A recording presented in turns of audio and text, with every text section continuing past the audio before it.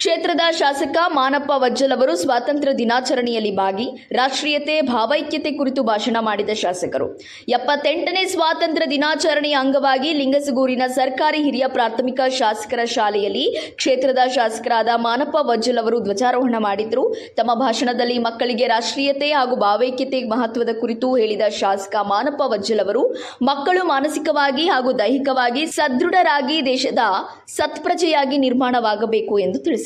ಶಾಸಕರ ಮಾತಿಗೆ ಮಕ್ಕಳು ಪೋಷಕರು ಚಪ್ಪಾಳೆ ತಟ್ಟುವ ಮೂಲಕ ಸಹಕಾರದ ಜೊತೆಗೆ ಹರ್ಷವನ್ನ ವ್ಯಕ್ತಪಡಿಸಿದರು.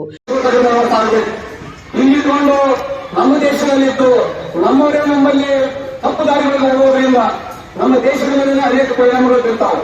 ಮತ್ತೆ ಮುಂದೆ ನಾವು ಏನಾದರೂ ಒಟ್ಟೊಟ್ಟಾಗಿ ಹೋದ್ರೆ ಈ ದೇಶದ ಒಂದು ಅಭಿಮಾನ ಈ ಭೂಮಿಯ ದಿನವನ್ನ ನಾವೇನು ಅಳವಡಿಸೋದು ಹೋದ್ರೆ ಮತ್ತೊಮ್ಮೆ ಬ್ರಿಟಿಷರಿಂದ ಆಡಳಿತ ಮಾಡಿದ್ರಲ್ಲ, ಮತ್ತೊಮ್ಮೆ ಬಂದು ಆಡಳಿತ ಮಾಡೋದನ್ನು ಆಚರಣೆ ಕೊಡಬೇಕಾಗಿಲ್ಲ.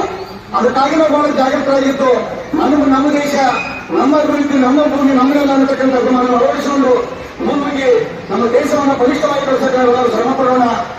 ಈಗಾಗಲೇ ಭಾರತ ದೇಶ ಬಲಿಷ್ಠವಾಗಿ ಬೆಳೆದಿದೆ. ಕ್ರೀಡೆಯಲ್ಲಿ ನೋಡಿ, ಇವತ್ತು ಅಭಿವೃದ್ಧಿ ದಿಶೆಯಲ್ಲಿ ನೋಡಿ, ಇವತ್ತು ಅನೇಕ ಕೈಗಾರಿಕೆಗಳ ಮುಖಾಂತರ ತಂದಿರತಕ್ಕಂಥದ್ದು, ಈ ಶಿಕ್ಷಣವನ್ನು ಜಾಸ್ತಿ ಮೇಲ್ಮಟ್ಟವಾಗಿರ್ತಕ್ಕಂಥದ್ದು, ಮೊದಲಿನ ವ್ಯವಸ್ಥೆ ಇವತ್ತು ನೋಡಿಕೊಂಡ್ರೆ ಶಿಕ್ಷಣ ಬಹಳಷ್ಟು ಮೇಲಾಗಿದೆ. ಪ್ರತಿಯೊಬ್ಬರು ನೋಡ್ಬೇಕು. ಇವತ್ತು ಒಂದ್ಸಲ ನಾವು 35-40% ತಗೊಂಡಂತ ವಿದ್ಯಾರ್ಥಿಗಳು ಇವತ್ತಿನ ಪರಿಸ್ಥಿತಿಯಲ್ಲಿ ನೋಡಿಕೊಂಡ್ರೆ ಎಲ್ಲರೂ 70, 80, 90 ಓದ್ತಕ್ಕಂಥ ವ್ಯವಸ್ಥೆ ಆಗ್ತಿದೆ. ಶಿಕ್ಷಣ ಬಹಳ ಸುಧಾರಣೆ ಆಗಿದೆ.